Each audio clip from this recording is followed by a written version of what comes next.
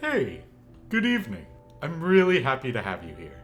My name is Daniel. I was a professional opera singer and beatboxer, and tonight we're going to be listening to Shaman Fairy Tale cover performed by Dan Vasc. So, I love fairy tales, and I haven't heard this song, so I don't know what to expect, but I have great hopes because it's being performed by Dan. So, without any further delay, let's just jump into it. Jesu Salvator Mundi.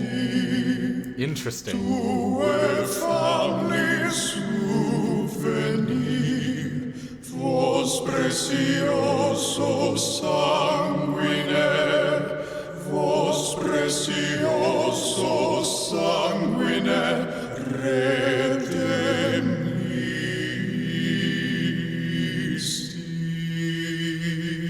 Beautiful unison there.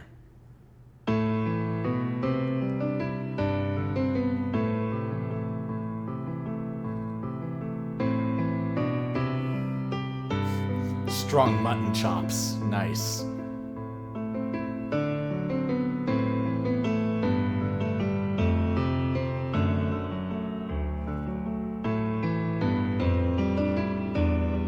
Fair lady who stands on the wall, life is short and wait is long. The stars are waiting with the dawn. Beautiful, pure sounds. Fairy lady who stands on the walls, your tale has only begun. It comes from far the nowhere land. The wind is blowing a sound well known. Fairy lady, your love is long gone.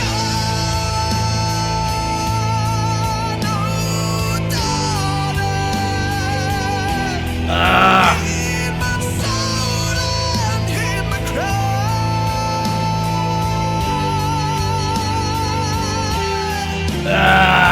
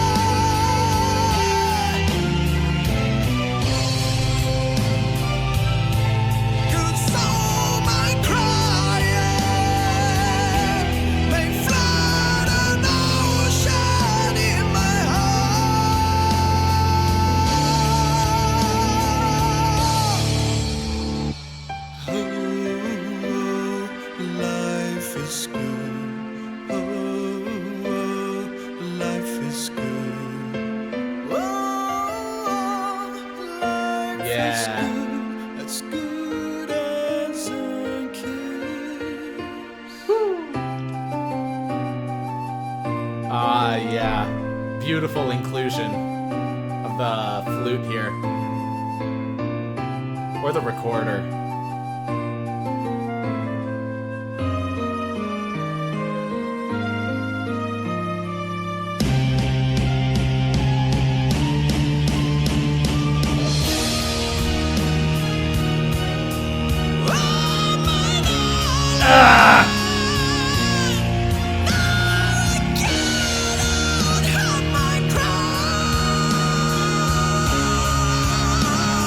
Ah!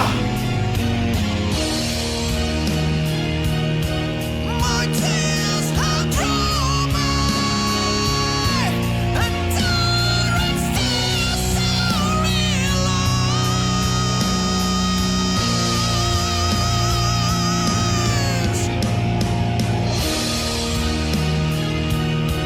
what's left around me.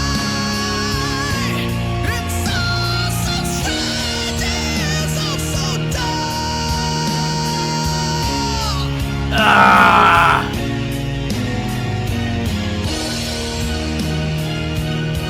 I'm all here to mend the pieces of my heart.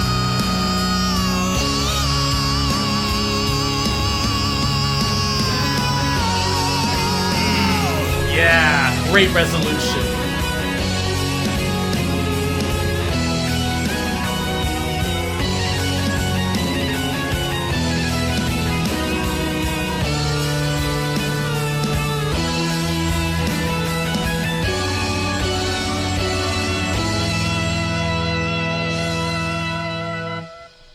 Little lady, your tale has an end. Back into this pure sound, yeah.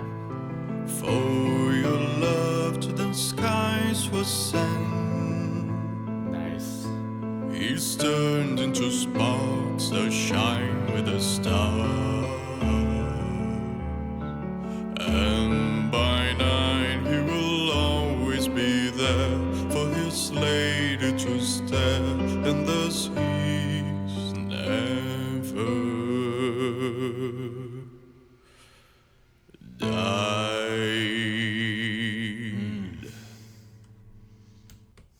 Oh, dude. Wow. What an enchanting video. I've always loved storytelling for as long as I've been told stories, which has been pretty much all of my life. I've always been fascinated by fantastical worlds of warriors and mages and barbarians, and just really captivated by different types of magic systems and very captivating stories and being involved in the hero's journey. So really well-rounded piece all around from Dan here. Love it, love it. So there's a lot that I want to comment on in terms of the way that he approaches a lot of the different themes of the piece, alongside the way that he executes a lot of musical cadences. And I can only do that really in the analysis, so let's just jump into that. So I know that this beginning section is modeled after Gregorian chant, and I'm going to comment a lot on it, but we're going to get through the entirety of that section before I do. Jesu, Salvator Mundi, tue familis venir, vos precioso sanguine, vos precioso sanguine,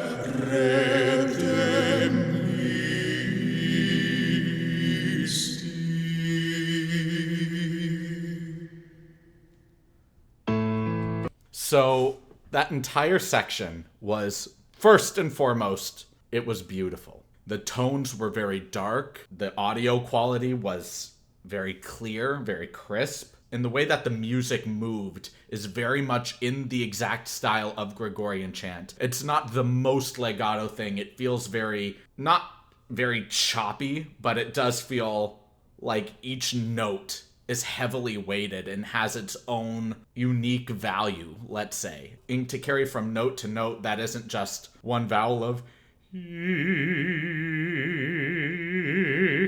but rather solve ne tu, or whatever it is. But the idea that it's just constantly flowing unless it's the da-da-da kind of sound, where he did a really exceptional job in terms of the pacing of that style of music. That being said, you can't put vibrato into that. If you're trying to imitate Gregorian chant, vibrato is not it.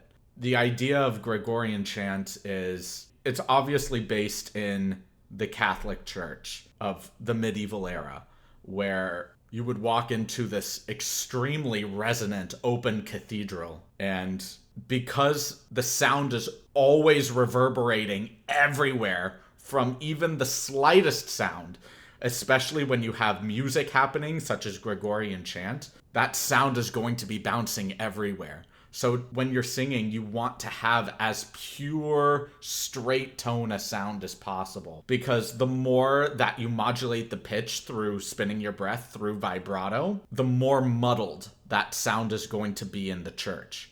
So if you're truly trying to replicate that particular style, you need to straight tone it. And I know Dan is fully capable of that because he's demonstrated it consistently throughout this piece. And obviously this is a music video, it's not in a church, and I can hear all of you saying, why are you saying that he needs to do it in this way? I think it sounds so much better. I'm not saying that it sounds bad by any means. Like, in all honesty, I think his vibrato is actually weighted tremendously, similarly to mine, but there's a certain rawness to it. It doesn't feel as refined as it could be, or there's just singing in this particular style. If you are going to add vibrato, I think it needs to be a little bit more fluid and consistent in comparison to this really dominating, very broad, almost uncontrolled vibrato. Even though it is being controlled, I think a good analogy to use here would be like having a dog, where you've had your dog since essentially birth, and you've been training your dog, and the dog is now, let's say, a year old or something. And when he engages other dogs or strangers, he's very kind, he's well behaved, and he's doing his thing, but he's also very excited. He is running around a lot, and while you can still really love that and appreciate that about your dog and enjoy that, maybe that energy is maybe a little too much for you at times. And that's not anything on you, it's not anything on the dog, it's just if you would like to have a more controlled energy where you can still have that level of energy, but more or less just want it to be a little bit more under control, be able to let it explode at more opportune times than, let's say, a time when it's not particularly needed, let's say.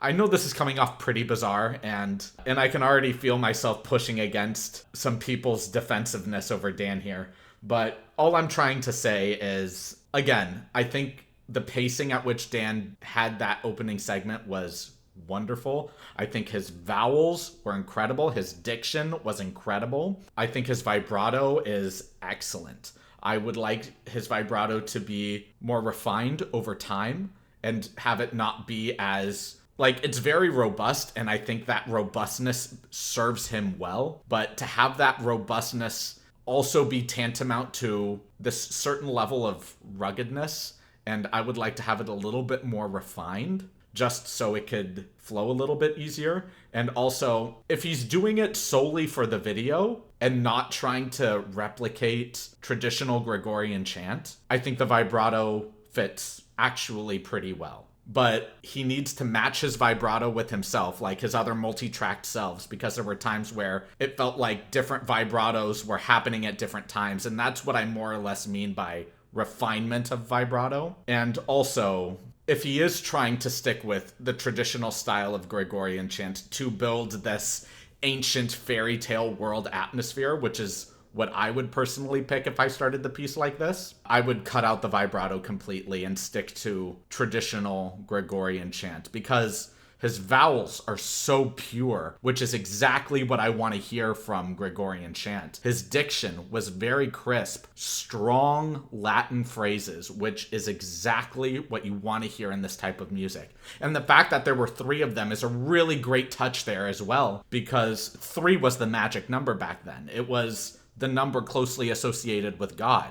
You know, you had the Father, the Son, and the Holy Ghost. And pretty much early classical music was all written in the meter 3/4, because that was the meter, again, closely associated with God. So to have 3 Dan's multi-tracked and to have them all flow in this beautiful opening segment, I think is absolutely wonderful. And he did such a great job just phrasing his cadences, and allowing them to move in the style of chant, which is absolutely wonderful, and he did so exceptionally well. I just ultimately also believe that he can refine his vibrato to make it more consistent with himself. And also, just in this particular instance, if he's building a world using Gregorian chant as the starting theme, the ancient fairy tale foundation in order to build the rest of the piece off of, I would like it to be done in the raw traditional style of chant, where the sound I'm hearing is heavily reverberated, like I'm hearing it in the Notre Dame Cathedral or the Sistine Chapel, and just hearing all of this sound bounce around through straight tone alone, because it's like hitting a note on a piano with the sustain pedal going and just having that pure sound echo while other sounds are playing. There's something so pure and chilling, haunting about that kind of effect. And when vibrato is added, vibrato adds kind of a warmth to that. And not to say that I have anything against that warmth, but again, if you're building on top of this very specific type of atmosphere to create this, especially with the way that the music is written, to create this chilling, haunting, yet beautifully pure sound that's reverberating everywhere and just completely dominating your senses, I think that pure straight tone is definitely the way to go, especially if Dan is our orator and regaling us in this very fantastical, mystifying fairy tale landscape. So with all of that said, I think the intro ultimately was well done. I have my preferences, and that's all I'm going to leave it at.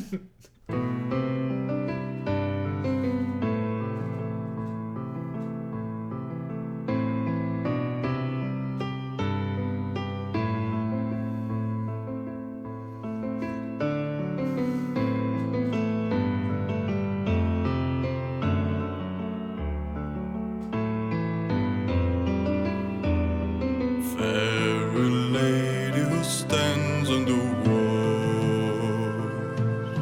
Yeah, and right here is a great example of this beautiful straight tone, and then at the very end of his sustained notes, he adds a little bit of vibrato. Beautiful, elegantly done. I know what he's capable of in this regard, and he's doing a superb job right here. Like, if you guys have ever played an RPG or a role-playing game, and you have your character set and built, and he ventures off into a village, and a non-playable character or an NPC comes through and delivers him a quest, you just get this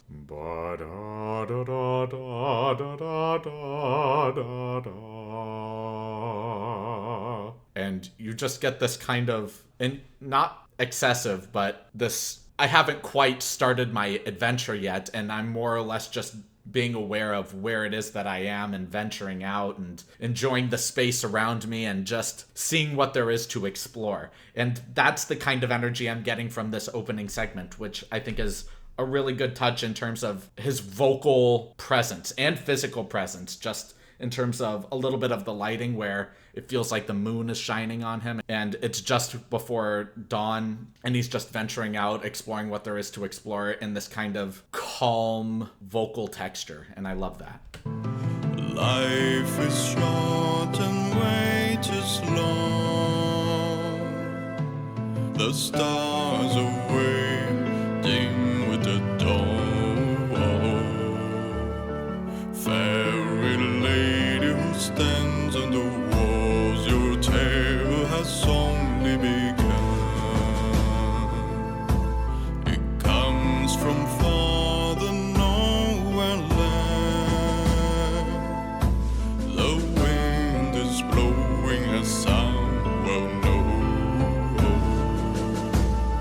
Fairy lady, your love is long gone. Yeah, and just that entire segment, it's just the same kind of very slight dynamic increase, slight decrescendo, and it's just this very constrained type of flow. It is still a flow, and there's some freedom in that, but it is shaped in this box. And it isn't until we get this sudden explosion right here where it feels like that vase is broken and all the water that was flowing has now just been released into this vast ocean. And it's just a very striking sensation. Pretty lady, your love is long gone. Ah!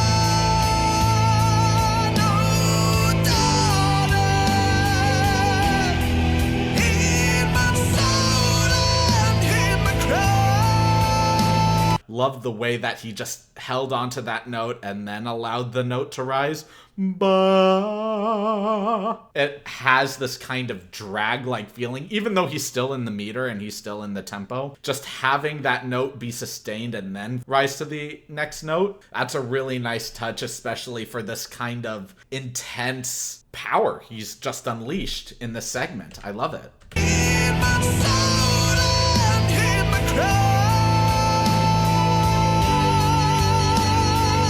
And I've already said this, but I'm going to keep saying it because it's just so magical. And he does this so often in the piece, and I love it. He has these beautiful straight tones and then just spins it into a lovely vibrato. And that takes a long time to actually get adjusted to doing well. And he just does it expertly every time. And it's such a pleasure to listen to.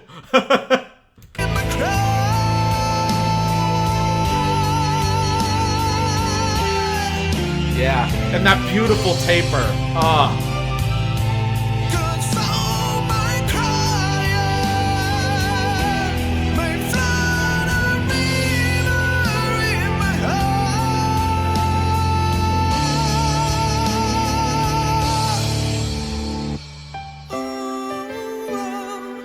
Yeah, and into this beautiful mix where he's not quite in his falsetto in his head voice of, oh, he's still in his chest voice.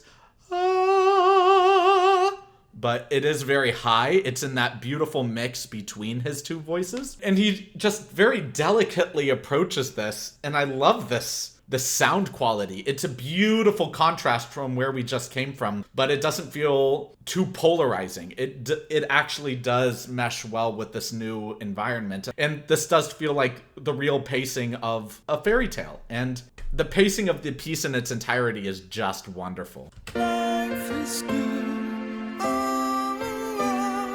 Life is good. Yeah. Life is good. As good as you wish. Yeah, so in that segment he does oh.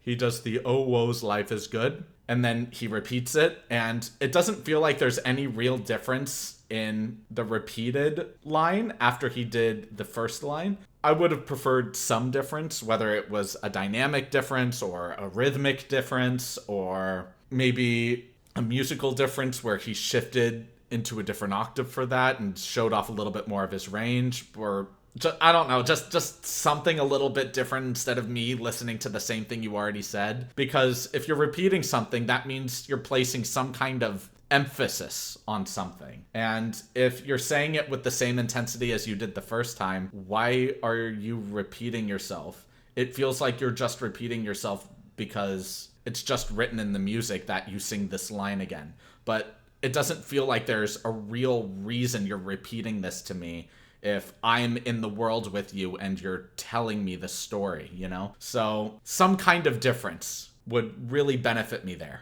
As good as you wish. But that ending line there, so delicate, beautiful, especially before this powerful upcoming section. So great job on that part. As good as you wish. Yeah!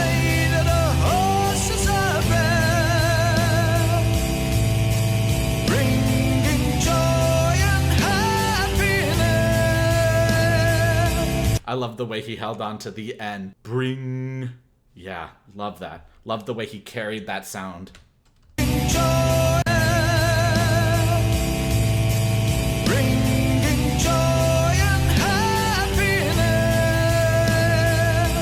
Ah!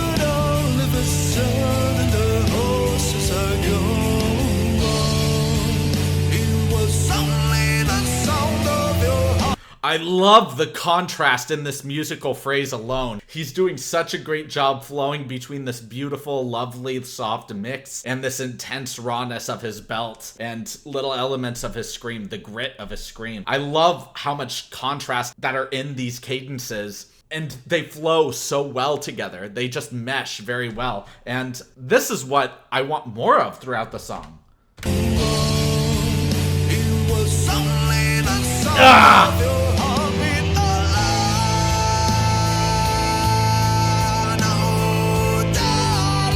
The way he connected that and didn't breathe and just allowed both of those cadences to be tied together through that grit sound. Yeah, that's, I need more of that, dude. It was only the sound of your heartbeat alive.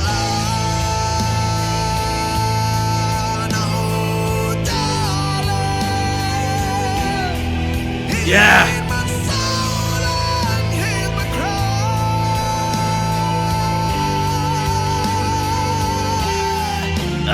And just the way he tapers cry, oh my gosh, it just falls off so gently and delicately, but off of this just intense, gritty texture.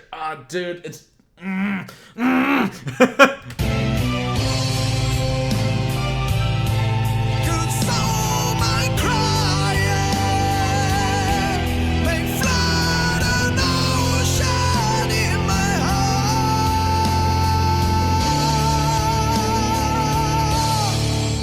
Beautiful. Oh,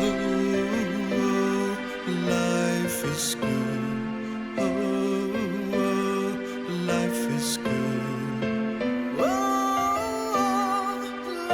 life. Interesting that he chose to do a slide there of whoa instead of just going whoa, whoa. I think adding that little tail, that little scoop into the note, you would never hear that done classically, but in this particular instance, I think it actually works exceptionally well because fairy tales are whimsical, and that little tail feels like whimsy to me. It adds a lot of texture to what he's setting up here and to what he's actually building in this world, and I really like that choice. I really, really do. I'm gonna hear it again. Life is good. Oh, life is good.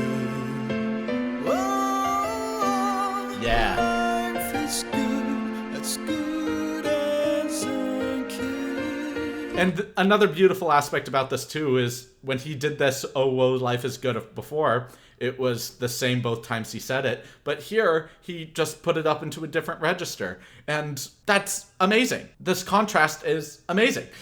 I love having this contrast. Even if the dynamic didn't change, it's still enough.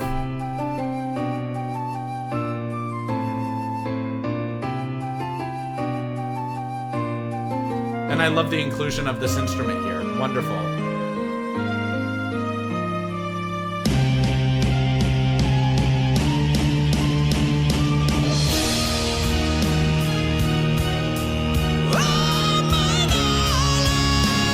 And again with that scoop, but in a much more powerful sound. And again with that scoop, but in a much more powerful and coarse sound. And you just see it in his face, feel it in his body, of just that intensity bubbling and building until it explodes outward. Really good touch there, combining both whimsy and that scoop, but having that coarseness come out in that bubbling energy. Really great stuff there.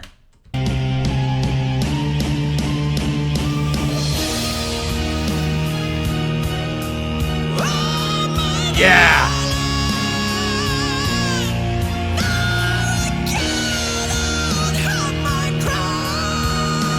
I feel like he's at the very top of his range here, because it really sounds like he's struggling for some of these notes. Not to say that he's not hitting them or hitting them well, he absolutely is, but you can tell that he is kind of at the top of his range here just from the amount of stress he's putting on his vocal cords here. But with that being said, the fact that he still doesn't have any tongue tension and that his mandible is just dropping and not opening as far as it possibly can, it's still in some very key ways relaxed, and his tongue is relaxed and not interfering with the the sound quality that's coming through. With everything that's happening, the fact that his face, even though looks very caught up in the moment, actually feels relaxed. Like his tongue is resting in his mandible, the jaw is dropping, but doesn't feel like it's pressed down as far as it'll go to create just a little bit more sound. It's just, with everything that's happening, the fact that he's still capable of producing this kind of sound is really exceptional and something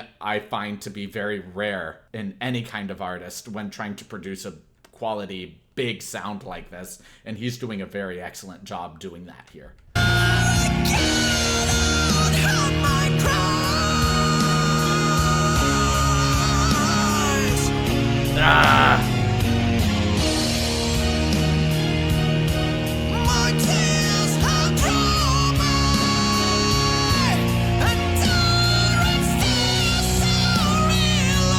He's just executing these notes perfectly, dude.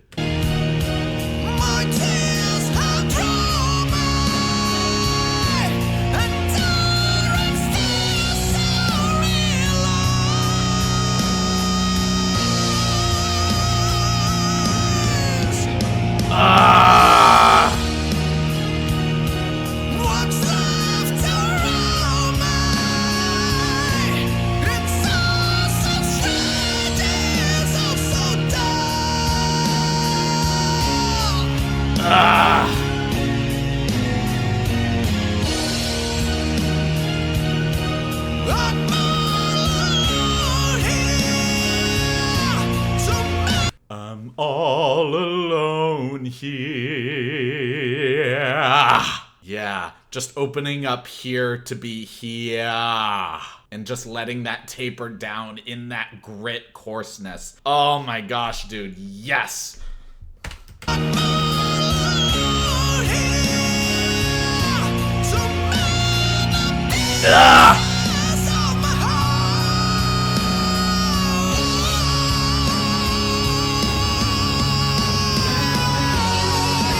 And just the way he transitions into this beautiful guitar riff. Oh my gosh, it was so elegant.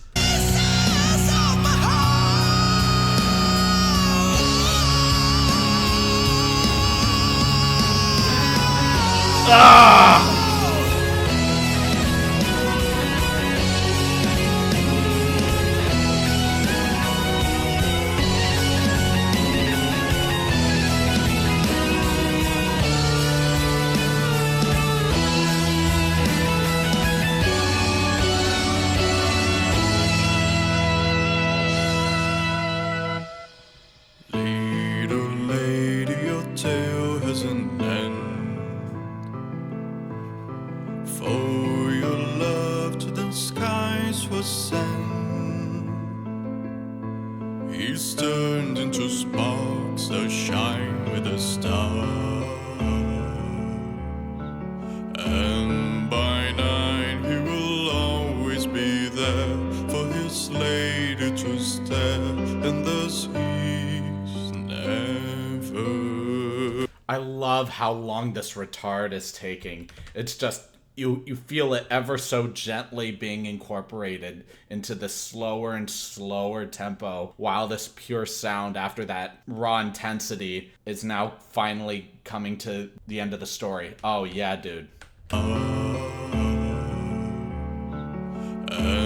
by night he will always be there for his lady to stare, and thus he's never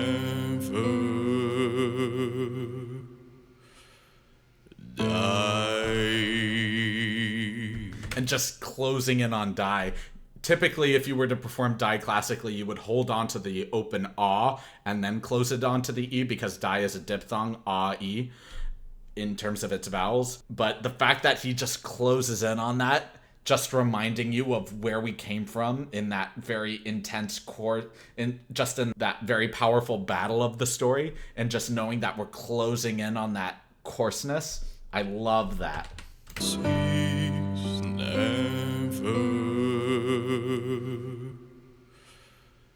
died. Ugh. yeah. Love the way that he just ends it there. It's a good way to conclude a story like that, you know? Incredible. Yeah, so honestly, just aside from my own personal criticisms of the piece, I think just in terms of the way that it was performed and the way that it was executed, Dan, that was stunning, dude. Like, really great, captivating storytelling. I was immersed in it, and I could tell what it is that you were building, and I was right there with you, walking hand in hand through that story. Your diction was awesome, and there were so many elements of contrast that seamlessly worked well together and meshed well together. I just felt like I was a part of it, and I think that's the most critical aspect of storytelling. So honestly, brother, thank you. That was really great. Thank y'all so much for watching this video. If y'all liked it, please like, comment, subscribe, and share. And if you didn't like it, please leave a dislike and let me know why in the comments below. I do read all of the comments, even if I may not heart or reply to all of them, so please just know that your comments do not go unnoticed, and I do take them into further consideration as I make future videos. My Patreon is really close to being completed. I'm just finishing up making some content for it right now for my final tiers, and I really appreciate your patience on this. It's been very challenging trying to keep up with my YouTube schedule, let alone making videos for Patreon on top of my busy schedule, so thank you. I can't express my gratitude enough how much it means to me that you guys are here, and again, just thank you. And I can't wait to see all of you in the next video. Have a great rest of your evening, everyone.